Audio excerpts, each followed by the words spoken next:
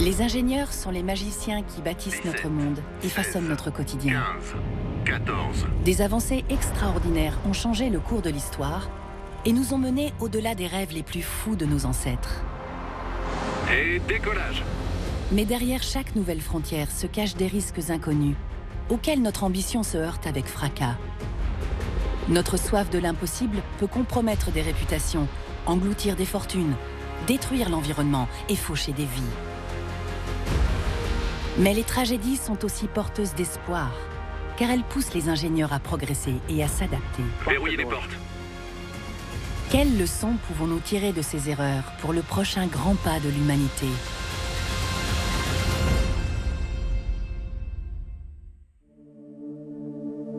L'être humain a toujours rêvé de voler. Et voilà. Dès ses origines, la conquête du ciel à bord de montgolfières, d'avions, puis de fusées, a été portée par d'intrépides visionnaires. Ce n'est pas de la science-fiction. L'humain peut voler. Mais tous les aventuriers savent qu'à voler trop haut, on risque de se brûler les ailes. Cet épisode sera consacré à 2 catastrophes qui montrent bien qu'en avançant les yeux rivés vers le ciel, nous ne voyons pas toujours le danger qui se dresse devant nous. L'USS Macon, le dirigeable le plus cher jamais conçu, s'est écrasé en 1935. Les restes se dispersent dans l'océan Pacifique. Comment un dirigeable pensé pour révolutionner la guerre maritime a-t-il pu connaître une fin aussi tragique? C'est le premier accident de ce genre. Le VSS Enterprise fut le premier vaisseau spatial civil conçu pour démocratiser le voyage dans l'espace. Comment ce projet à plusieurs millions a-t-il pu échouer aussi dramatiquement? Dans les 2 cas, le génie de visionnaire a tourné à la tragédie.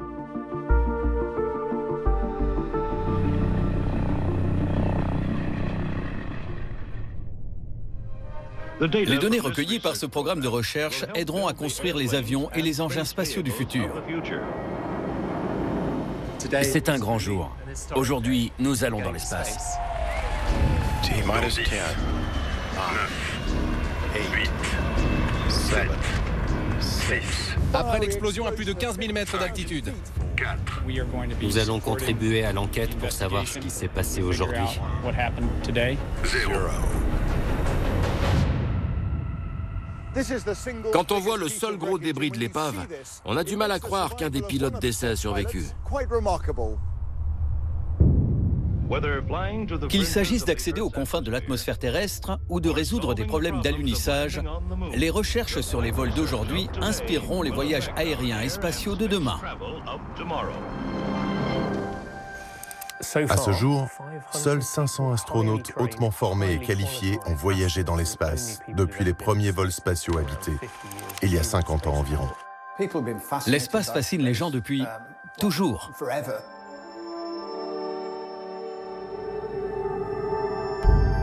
On a commencé à parler du tourisme spatial à la sortie du film 2001. Vous savez, l'Odyssée de l'espace. On y voyait la compagnie Pan Am proposer une sorte de tourisme dans l'espace et elle a d'ailleurs vendu des vrais billets pour la Lune. La question n'était plus de savoir si on allait voyager dans l'espace, mais quand. Au tournant du nouveau millénaire, beaucoup de gens s'étaient enrichis en tirant profit de la révolution Internet qui commençait. Jeff Bezos, d'Amazon, a fondé Blue Origin. Elon Musk a créé SpaceX après le succès de PayPal et de Zip2, entre autres. Le premier touriste de l'espace, Denis Tito, est allé jusqu'à Mir, la station spatiale russe. C'était le paradis. Cette petite sortie lui a coûté 20 millions de dollars. D'un côté, il y avait un besoin exprimé par des personnes assez riches. De l'autre côté, des personnes encore plus riches qui souhaitaient répondre à ce besoin et pouvaient créer une société spécialisée en fusées. Et un certain optimisme ambiant. Au début des années 2000, les gens se sont dit, vous savez quoi? On peut tout faire. Pourquoi pas aller dans l'espace? Dans le monde de l'aviation, il y a toujours eu des prix financés par des riches industriels pour récompenser des vols hors du commun, comme le vol transatlantique réalisé par Alcock et Brown, qui voulaient gagner un prix lancé par le Daily Mail. Le prix Ansari X s'inscrivait dans cette tradition. Il a été créé par Peter Diamandis, un entrepreneur excentrique qui affirmait qu'il y avait assez de technologie et d'argent dans le monde pour construire des engins moins chers, capables d'envoyer des gens dans l'espace et de les ramener sur Terre en toute sécurité. Il a donc créé l'X-Prize, un prix de 10 millions de dollars américains pour le premier véhicule qui serait construit sans subvention de l'État et qui pourrait transporter jusqu'à 3 astronautes, revenir sur Terre et refaire le même voyage dans un délai de 2 semaines. Partout dans le monde, aux États-Unis, en Europe, en Amérique latine, en Asie, des équipes se sont formées pour tenter de remporter le prix. Jusque-là, le voyage dans l'espace avait toujours été l'affaire des États, surtout des gouvernements américains et soviétiques. Mais pour la première fois, seule une entreprise privée pouvait remporter ce prix. Le prix a éveillé l'intérêt du secteur privé dans le domaine aérospatial. Et il a attiré des grandes entreprises et des hommes d'affaires comme Richard Branson ou encore Burt Rutan, fondateur de Scaled Composites et ingénieur aérospatial visionnaire. Associé à Paul Allen, un des cofondateurs de Microsoft, il a mis son équipe sur le coup et ils ont trouvé des idées très créatives pour voler dans l'espace et revenir sur Terre en toute sécurité. Burt Rutan est un vrai pionnier. Il est aujourd'hui en Grande-Bretagne et parle pour la première fois de ses projets grâce auxquels il espère remporter l'X-Prize. Nous n'avons pas forcément besoin de nouvelles technologies. Il faut simplement oser se lancer et trouver le moyen de simplifier la technologie tout en renforçant la sécurité. Spaceship One et son avion porteur à réaction, White Knight One, constituent un système de lancement en 2 temps. Spaceship One est un avion-fusée dont la mission principale consiste à voler dans l'espace et revenir sur Terre. Mais pour y parvenir, il est porté par un avion composite très puissant, conçu pour voler à haute altitude. Ces 2 appareils montent ensemble jusqu'à plus de 10 000 mètres d'altitude, puis, à un moment donné, ils se séparent et l'avion aérospatial est largué. Le porteur, White Knight One, s'éloigne alors rapidement et Spaceship One lance son moteur. Il faut fournir beaucoup d'énergie à un engin spatial pour qu'il monte dans l'espace, puis diminuer l'apport d'énergie de façon contrôlée, de façon à ce que l'appareil redescende et atterrisse. Burt Rutan s'est dit « J'ai besoin d'un avion spatial qui peut d'abord atteindre la vitesse requise pour entrer dans l'espace, mais qui dispose aussi d'une force de traînée suffisante qui lui permet de redescendre ensuite de façon lente, stable et sûre. » Il a donc inventé un mécanisme de freinage semblable à ce que font les oiseaux et certains avions lorsqu'ils modifient la forme de leurs ailes à l'atterrissage, de façon à créer une résistance plus importante. Dans ce cas précis, il a carrément fait pivoter l'aile. Ce changement de forme avait lieu au moment où Spaceship One était en haut, après la sortie de l'atmosphère. Le pilote activait un bouton et forçait manuellement le changement de forme de l'avion spatial à l'aide de commandes hydrauliques. La première configuration était très aérodynamique et permettait d'aller vite pour sortir de l'atmosphère. La deuxième permettait de ralentir, d'avaler toute cette vitesse et cette énergie pour revenir tranquillement sur Terre. Le vol dure environ 2 heures, dont plusieurs minutes d'apesanteur dans l'espace. Présenté pour la première fois au grand public, cet engin volant pourrait bientôt faire des croisières spatiales une réalité. L'avion est monté à plus de 100 km d'altitude, à la frontière officielle de l'espace, et il y est resté 3 minutes. J'imagine que beaucoup d'entre vous ont vu les images de l'exploit historique de Spaceship One le 21 juin. Mercredi prochain et le 4 octobre, l'avion tentera d'effectuer les 2 vols requis dans la course à l'X-Prize, encore une fois entièrement financé par Paul Allen et sponsorisé par Virgin. Le milliardaire anglais Richard Branson crée le groupe Virgin dans les années 1970 et lance sa compagnie aérienne en 1984. 7 ans plus tard, en 1991, il établit un record mondial lorsqu'il traverse le Pacifique en montgolfière, enregistrant des vitesses de près de 235 km/h. Au moment où le vaisseau spatial de Scaled Composites remporte l'X-Prize en 2004, Burt Rutan et Richard Branson unissent leurs forces pour créer la première entreprise de tourisme spatial et commencent à vendre des billets pour l'espace. On avait d'un côté Scaled Composites prêt à concevoir l'engin ou l'avion spatial pour Richard Branson et de l'autre côté 500 candidats au tourisme de l'espace qui attendaient leur tour. C'est à ce moment-là que Virgin Galactic est entré en scène. Je suis heureux de lancer aujourd'hui notre nouvelle société, Virgin Galactic, et d'annoncer notre projet de construire et de lancer dans les 3 prochaines années notre première flotte de vaisseaux spatiaux, VSS Enterprise, une navette conçue pour emmener des passagers commerciaux dans les étoiles. Spaceship One a été construit pour gagner le prix X-Prize et devait donc pouvoir transporter 3 passagers. Mais Spaceship Two a été conçu pour accueillir 8 personnes. L'appareil comptera 8 sièges, 2 pour les pilotes et 6 pour les passagers qui auront chacun leur hublot. La plupart des gens pourront devenir astronautes au cours de leur vie. Ils pourront se dire « Tiens, j'avais prévu d'aller en Australie cette année, mais je vais peut-être repousser ce voyage et plutôt partir dans l'espace. »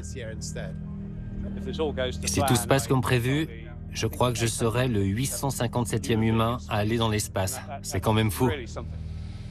On veut être sûr de vendre un billet aller-retour, pas un aller simple. En collaboration avec Scale Composites, Virgin Galactic a commencé à mettre au point la partie la plus importante de l'avion spatial, le système de propulsion, qui fournit la force motrice pour que la fusée arrive dans l'espace. Ils ont utilisé ce qu'on appelle un moteur fusée hybride.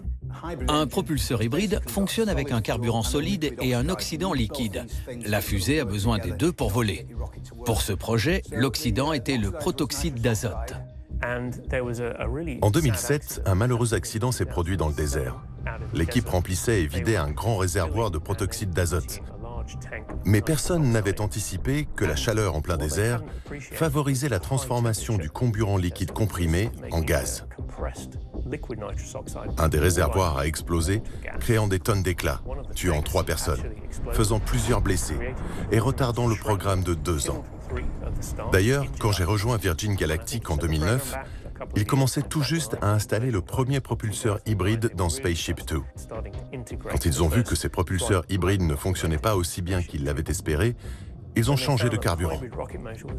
Ils ont remplacé le caoutchouc par du nylon, car des tests ont montré une meilleure performance avec ce matériau, ou une impulsion spécifique, comme on dit dans le jargon, et une combustion plus uniforme.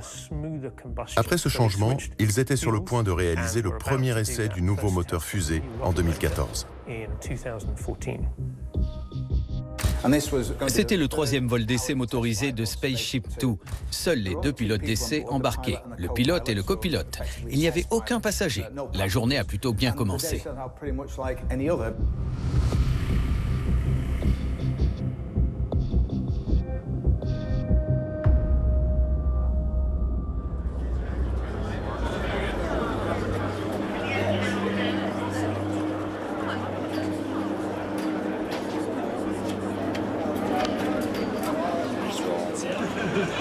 Je sais que c'est un vol d'essai et qu'on ne fera qu'un petit trajet.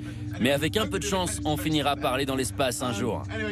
Voilà, profitons de cette journée. J'espère que nous allons vivre un moment magique. Merci beaucoup.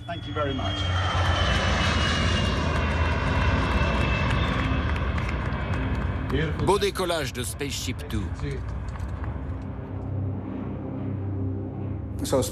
L'engin monte dans les airs grâce à l'avion porteur. À plus de 15 000 mètres d'altitude, Spaceship Two est largué et lance son moteur fusée pour être propulsé dans l'espace. À l'allumage du moteur, l'appareil accélère d'un coup. Il vibre et fait beaucoup de bruit. Et la pression augmente dans la cabine. Voilà ce que doivent faire les pilotes. Au moment où Spaceship Two passe le mur du son, ils doivent déverrouiller le mécanisme pour passer du mode vitesse au mode freinage, ce qui leur permettra de revenir sur Terre de façon contrôlée et sûre. 2 secondes après le déclenchement du système de freinage, la navette s'est désintégrée. Après l'explosion à plus de 15 000 mètres d'altitude. Donc les 2 pilotes ont littéralement eu 2 secondes pour réagir. C'est un miracle qu'il y ait un survivant. À son arrivée à la base spatiale en Californie, Richard Branson est visiblement bouleversé par la tragédie d'hier. La mort du pilote d'essai porte un coup dur à sa petite équipe soudée. Toutes mes condoléances. Qu'avez-vous ressenti à l'annonce de la nouvelle hier? Je crois que j'ai ressenti la même chose que les 400 personnes qui ont travaillé si dur au cours des 10 dernières années. Ces merveilleux ingénieurs qui ont donné vie à ce programme. C'était un moment déchirant. Et nous venons d'apprendre que le pilote qui a survécu à l'accident, Peter Siebold, est éveillé et parle à sa famille. Il a l'air bien parti pour un incroyable rétablissement. Les enquêteurs se sont entretenus avec le pilote rescapé pour comprendre ce qui s'était passé. Il a dit que la navette s'était dressée brusquement. Il a entendu un énorme bang et il a eu l'impression que la cabine se désintégrait. Le vent sifflait et il a perdu connaissance. Quand il a rouvert les yeux, il était dans les airs et descendait vers la terre. Il a détaché sa ceinture, son parachute s'est ouvert automatiquement et il a survécu malgré ses graves blessures. Malheureusement, le copilote, Michael Halsbury, a ensuite été retrouvé sans vie, attaché à son siège, probablement tué par des débris volants. Toute la navette s'était désintégrée autour d'eux. Nous allons contribuer à l'enquête pour savoir ce qui s'est passé aujourd'hui. Le NTSB, Conseil national de la sécurité des transports, est l'agence américaine indépendante chargée d'enquêter en cas d'accident d'aviation. Ça ne m'étonnerait pas qu'on ne rende pas notre rapport final avant 1 an. Vous savez, c'est un énorme coup dur. Mais tout dépend de la cause de l'accident. Il faut voir si on peut clairement l'identifier. Une hypothèse? Je n'ai même pas le droit d'en parler. Le NTSB nous a formellement interdit de spéculer sur les causes de l'accident. L'enquête portera d'abord sur le carburant de la navette, car c'était le premier essai en vol de cette nouvelle formule, un nouveau mélange de carburant. Le moteur et les réservoirs de carburant ont été retrouvés intacts au milieu des débris, éparpillés dans un rayon de 8 km. Le NTSB a donc rayé le moteur et le carburant de la liste des causes possibles de l'accident. Le NTSB a balayé beaucoup d'hypothèses avancées ce week-end par des soi-disant spécialistes, en indiquant qu'il n'y avait pas eu d'explosion et que les enquêteurs présenteraient d'autres conclusions dans les jours à venir. Par chance, une personne avait survécu et pouvait raconter ce qui s'était vraiment passé. Grâce aux images enregistrées à bord et aux données de détecteurs provenant surtout de la boîte noire, les enquêteurs ont réussi à se faire une bonne idée de l'incident. Spaceship Two a été conçu avec un dispositif de sécurité supplémentaire, un mécanisme de verrouillage, une poignée que les pilotes doivent actionner. L'accélérateur est bloqué à une vitesse élevée pendant la première partie du vol et les pilotes doivent ensuite déverrouiller le système de freinage et appuyer sur un bouton pour faire pivoter l'aile. Cette manœuvre doit être faite après avoir franchi le mur du son, c'est-à-dire après Mach 1.4, parce que sinon, il changerait la configuration de Spaceship Two et lancerait le mécanisme de freinage au moment où la charge aérodynamique est la plus élevée.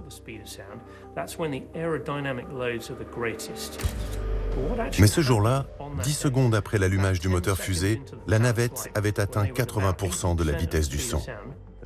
Et le pilote, Michael Halsbury, a déverrouillé le système de freinage. Il ne l'a pas enclenché, il l'a juste déverrouillé. Mais il n'avait pas anticipé qu'en déverrouillant le système de freinage sans actionner le bouton de lancement du freinage, la force aérodynamique extérieure pouvait avoir un effet sur la configuration de la navette, comme lorsqu'on déverrouille une porte. Si quelqu'un est appuyé de l'autre côté, la porte s'ouvrira toute seule, alors que s'il n'y a personne, la porte restera fermée. La charge aérodynamique de l'air exercée sur Spaceship Two à la vitesse du son était si forte que la navette est sortie du mode vitesse et a ensuite essayé de changer de configuration au pire moment, alors que la charge aérodynamique était à son maximum. C'est la principale cause de l'accident. Imaginez que vous roulez en décapotable sur l'autoroute et que vous voulez remettre la capote. Eh bien, elle va s'envoler. C'est à peu près ce qui s'est passé pour Spaceship Two. En plus, ce changement a augmenté la pression sur la cellule et peu de temps après, la navette a éclaté en morceaux. Au milieu des débris éparpillés sur des kilomètres en plein désert, on se demande si Virgin Galactic pourra un jour faire du tourisme de l'espace une activité viable. Après l'accident, Virgin Galactic a fait l'objet de critiques. On raconte que certains de vos ingénieurs ont récemment quitté le projet en invoquant l'approche de Virgin en matière de sécurité. Plusieurs ingénieurs de très haut niveau avaient effectivement démissionné avant l'accident car ils étaient préoccupés par la sécurité. Apparemment, l'équipe marketing annonçait des objectifs et promettait certaines choses, alors que l'équipe technique disait que c'était dangereux et impossible, qu'elle ne pouvait pas faire ce qui était demandé dans les délais impartis, et ça créait beaucoup de tensions. Le domaine spatial est un monde très ouvert où l'on continue de partager ses expériences et ses compétences techniques ou autres. Vous avez travaillé dans le secret absolu, ce qui semble totalement contraire à la culture dans laquelle la plupart des projets spatiaux américains ont été entrepris jusqu'à présent. Comment l'expliquez-vous? Virgin Galactic est à la pointe des activités spatiales. Nous n'allons pas ouvrir nos carnets de notes à nos concurrents.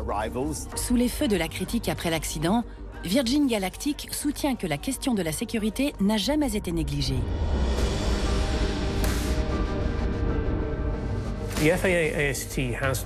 Au sein de la FAA, l'autorité de l'aviation civile américaine, le Bureau du transport spatial commercial examine toutes les demandes de permis et de licences et évalue si tout a été fait pour garantir la sécurité des personnes au sol qui pourraient être touchées par un accident, de l'équipage de conduite et des éventuels passagers. L'équilibre est très délicat entre la vérification rigoureuse de chaque détail pour assurer le meilleur niveau de sécurité possible et le fait d'accepter que l'essor d'un nouveau secteur suppose parfois de prendre des risques et de faire certaines choses au moment qui sera opportun pour les affaires et les investissements. Le tourisme de l'espace ne pourra pas exister sans ce point d'équilibre. Et nous ne l'avons pas encore trouvé. Aujourd'hui, le voyage dans l'espace est à peu près au stade des premiers vols commerciaux effectués dans les années 1920-1930. Nous prenons des risques équivalents, même si l'équipe de Virgin Galactic souhaite évidemment assurer un bien meilleur niveau de sécurité qu'à l'époque. Pour éviter la même erreur fatale, les prochains modèles de navettes Virgin Galactic seront équipés d'un mécanisme empêchant le déverrouillage prématuré du système de freinage. L'accident a entraîné une hausse des coûts pour Virgin Galactic. Initialement chiffré à environ 100 millions de dollars, le coût global de conception et de fabrication s'élève aujourd'hui à près de 400 millions. Certains de leurs concurrents ont pu faire des progrès considérables, comme Blue Origin et son New Shepard, ou en 2020, SpaceX et son Crew Dragon. Premier engin américain à assurer la relève d'astronautes en près de 10 ans. Avec le lancement du Falcon 9 de SpaceX, la NASA se tourne vers le secteur privé pour le ravitaillement de la Station spatiale internationale. Les vols spatiaux habités sont la raison d'être de SpaceX et nous sommes honorés de collaborer avec la NASA. Je pense que cet accident a permis de rappeler à tout le monde que les vols dans l'espace sont dangereux. C'est triste à dire, mais il y a des accidents lors des essais de vol. Il y a toujours le risque que l'avion s'écrase. Vous savez, il ne faut pas seulement voir l'échec dans un accident. C'est une vraie leçon. Virgin Galactic a beaucoup appris et je dirais que leur navette spatiale est plus sûre aujourd'hui en raison de cet accident. On peut rester optimiste quant à l'avenir des vols spatiaux commerciaux et du tourisme de l'espace. On y parviendra et on voyagera alors en toute sécurité. Je pense que nous allons réaliser des choses incroyables et que nous allons radicalement changer le monde.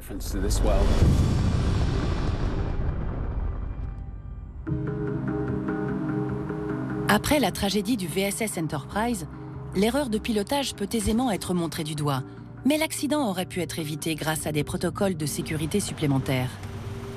Les ingénieurs doivent tenir compte de la variable humaine à chaque étape de leur projet. En 1935, le dirigeable de la marine américaine se heurte à une toute autre variable, la nature.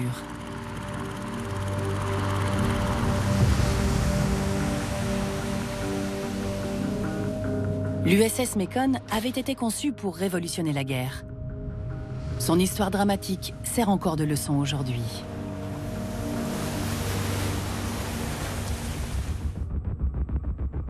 Les résultats de nos expériences avec ce cher dirigeable qui a fait ses preuves seront très utiles pour la conception et l'exploitation des modèles de demain. Le dirigeable Macon s'éloigne du Golden Gate pour réaliser des manœuvres en mer avec la flotte. Mais ce voyage connaîtra une fin tragique. Au large de la côte californienne, les restes du Macon se dispersent dans l'océan Pacifique.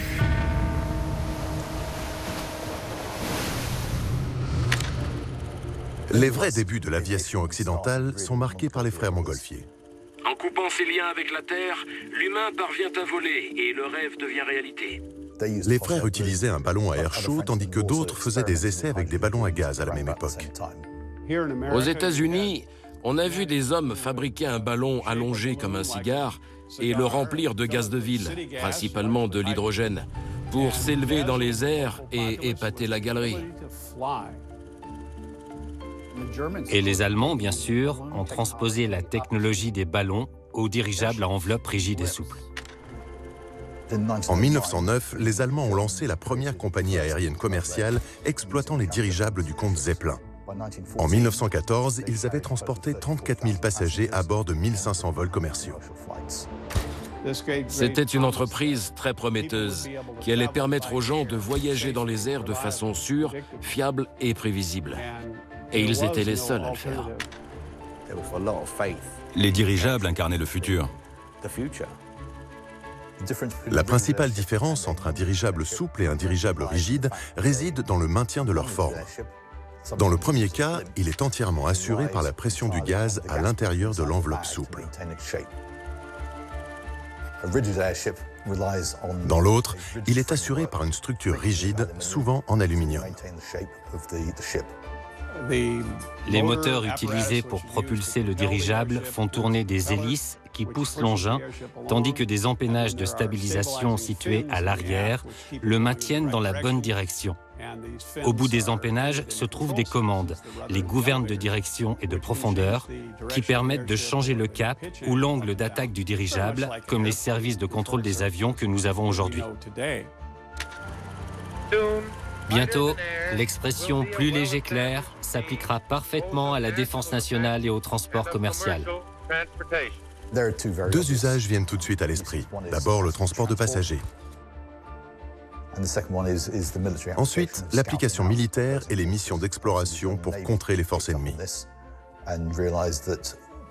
Les Allemands ont vite compris qu'en cas de nouvelle guerre contre la Grande-Bretagne, ces missions de reconnaissance seraient très utiles.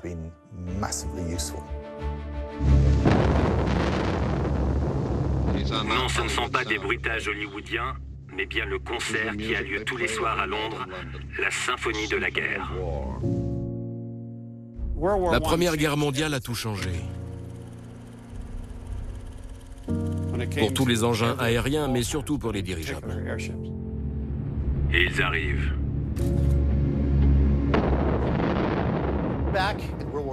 Pendant la guerre, les Allemands ont beaucoup utilisé leurs zeppelins pour bombarder Londres. Les historiens modernes se trompent souvent en qualifiant le Zeppelin de bombardier. Car, en réalité, les bombardements représentaient moins de 10% de ces activités. Ils servaient principalement à effectuer des missions de reconnaissance qui ont été d'une importance capitale. C'était l'arme magique de la guerre.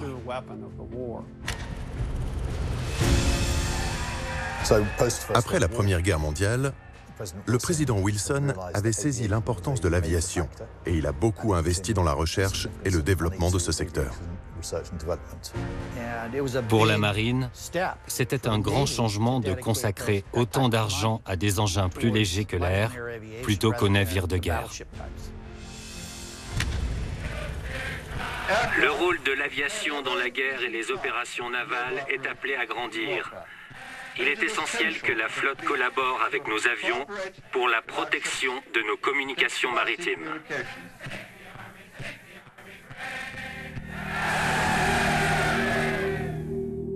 Après la Première Guerre mondiale, les Alliés ont privé l'Allemagne de ses dirigeables dans le cadre du traité de Versailles.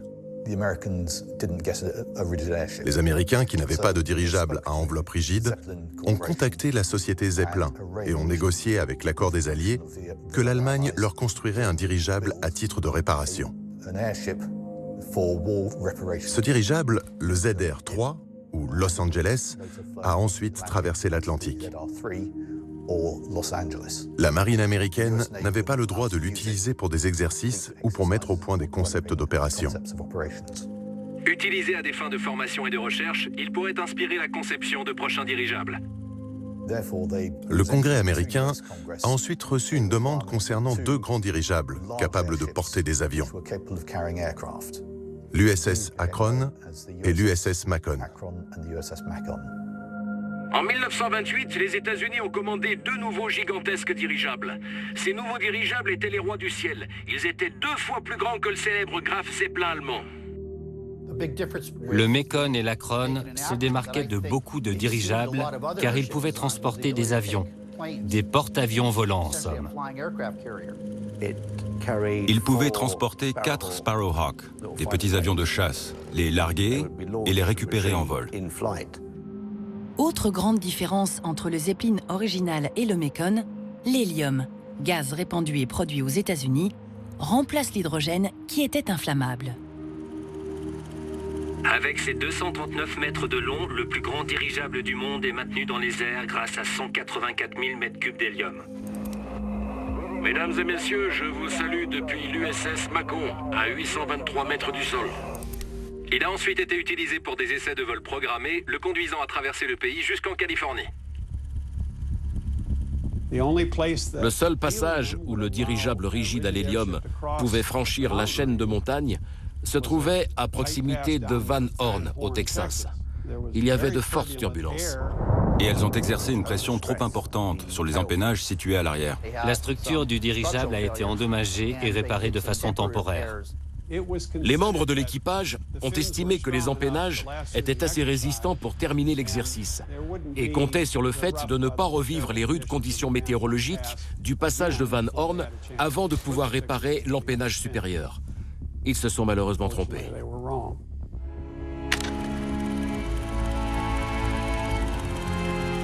Il a décollé le 11 février pour effectuer des missions de reconnaissance dans le cadre d'exercices militaires. L'objectif consistait à repérer toutes les unités de la flotte sans être repérées et à tracer leur déplacement sur une carte. Au décollage et à l'atterrissage du Macon, on apercevait une énorme ombre au sol et on entendait le bourdonnement des moteurs. Après une nuit dans les airs, il a continué l'exercice le lendemain et il s'apprêtait à rentrer à la base en milieu d'après-midi. Au large de Point Sur, il est pris dans une violente tempête. Le capitaine Wiley a décidé de ne pas poursuivre vers la côte dans ces conditions et de s'éloigner vers l'océan.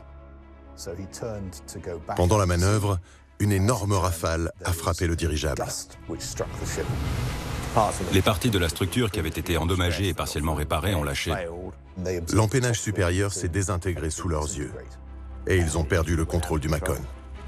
Il est monté si haut que les cellules de gaz ont commencé à libérer de l'hélium, réduisant la portance et entraînant la chute du dirigeable. Le grand guerrier des cieux est incontrôlable et plonge vers le fond de l'océan.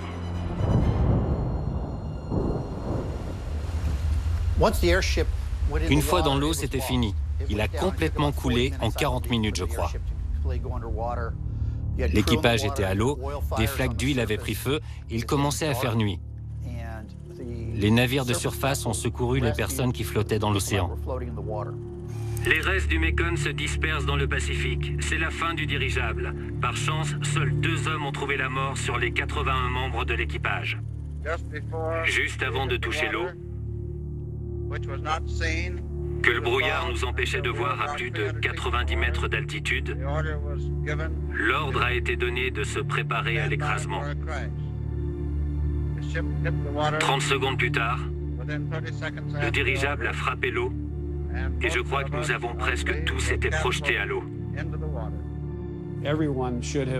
Tout le monde aurait dû survivre à l'accident. Malheureusement, l'opérateur radio a sauté trop tôt car il avait perdu ses lunettes et il n'a pas bien évalué la hauteur à laquelle il se trouvait encore. Le préposé à la cantine, qui avait peur de l'eau malgré son gilet de sauvetage, a escaladé la structure au moment où le tissu a pris feu. Les 2 hommes sont morts, mais tous les autres ont pu s'organiser pour monter à bord des canots de sauvetage et ont été sauvés. La marine américaine a passé beaucoup de temps à récupérer des morceaux du dirigeable. Je pense qu'ils voulaient comprendre ce qui s'était passé. Ils n'ont pas trouvé d'indice car à cet endroit, l'océan plonge à 425 mètres et ils n'avaient pas l'équipement adapté. L'enquête sur l'accident s'est particulièrement intéressée au choix des constructeurs.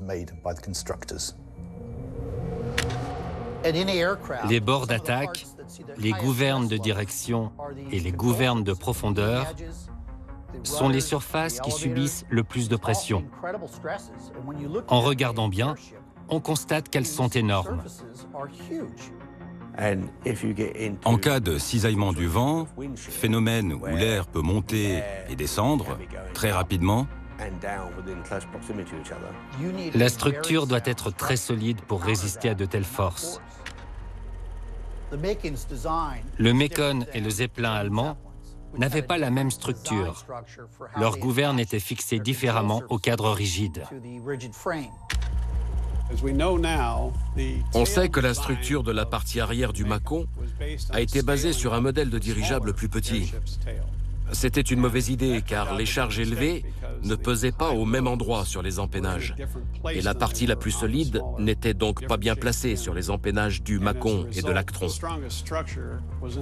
Plusieurs solutions ont été proposées, par exemple l'installation d'un câble à l'extérieur pour renforcer un élément clé de la structure. Mais la marine a rejeté l'idée, incompatible avec l'équipement de manutention.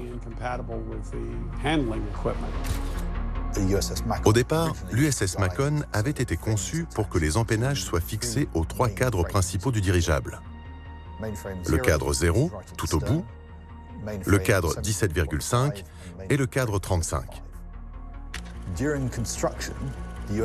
Pendant la construction, la marine a demandé à ce que le poste d'urgence, situé au niveau de l'empennage inférieur, soit visible depuis la nacelle de pilotage, pour que les responsables puissent donner des consignes visuelles aux pilotes d'urgence en cas de perte de contrôle. Quoi qu'il en soit, les ingénieurs ont alors reculé la partie antérieure de l'empennage pour assurer cette visibilité directe entre les 2 cabines. Et ils ont dû fixer cette partie à une structure moins solide.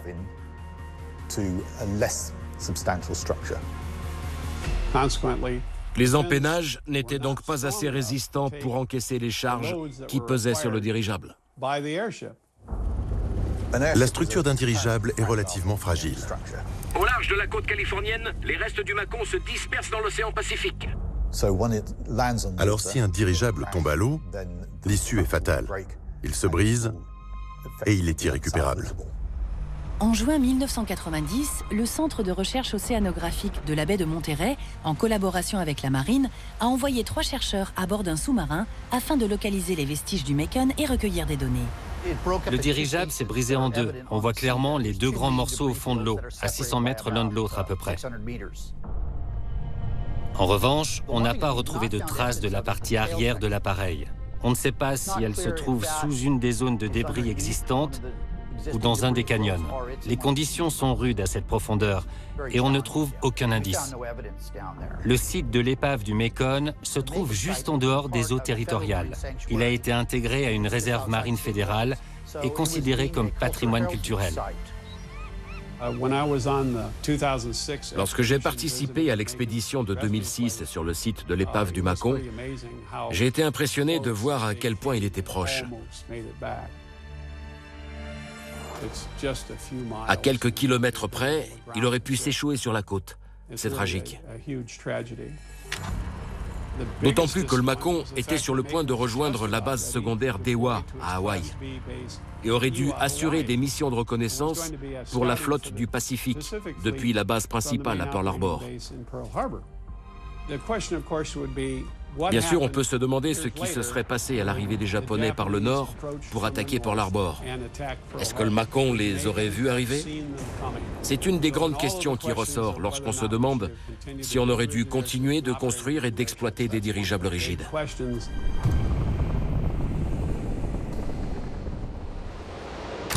Herb Wiley a participé au programme des dirigeables à enveloppe rigide dès son lancement. En 1933, un orage violent abat l'Akron au large des côtes du New Jersey, tuant 71 des 74 personnes à bord.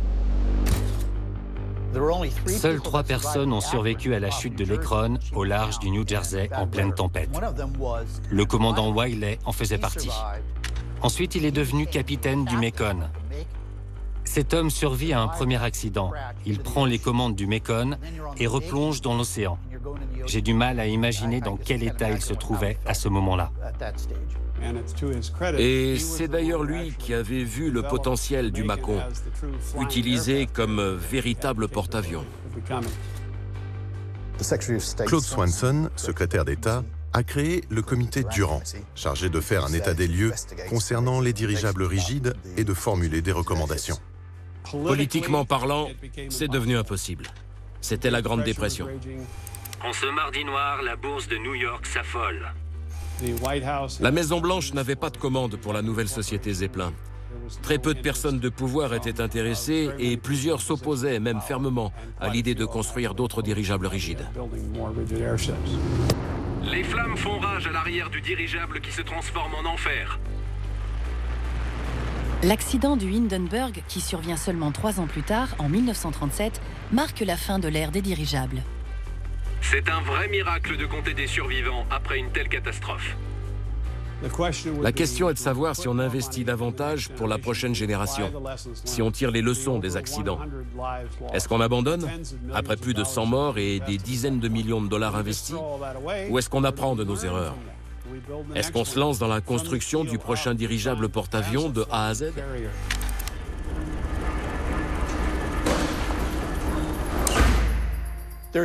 Une communauté de passionnés rêve encore du grand retour des dirigeables. C'est un formidable mode de transport. Quelqu'un m'a dit un jour qu'un engin plus léger que l'air était un excellent moyen de défier la gravité sans consommer des tonnes de carburant à base de pétrole. L'idée du dirigeable est encore bien vivante dans le secteur privé.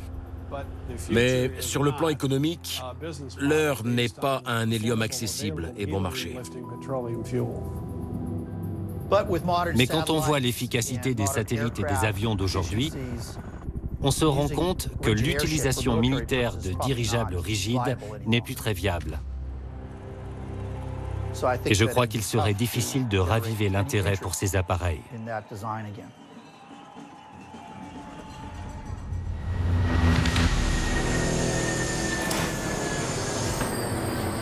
L'humanité croit peut-être avoir conquis l'espace, mais lorsque les ingénieurs poussent leurs idées trop loin, les conséquences peuvent être tragiques.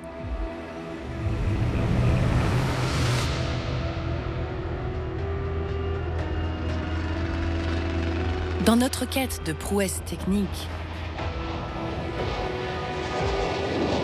les enjeux de taille transforment chaque petit obstacle en risque mortel. Dans le cas du VSS Enterprise, la précision technique s'est heurtée à l'approximation humaine. Dans le cas de l'USS Mekong, les conditions météorologiques capricieuses ont révélé des défauts de conception fatales.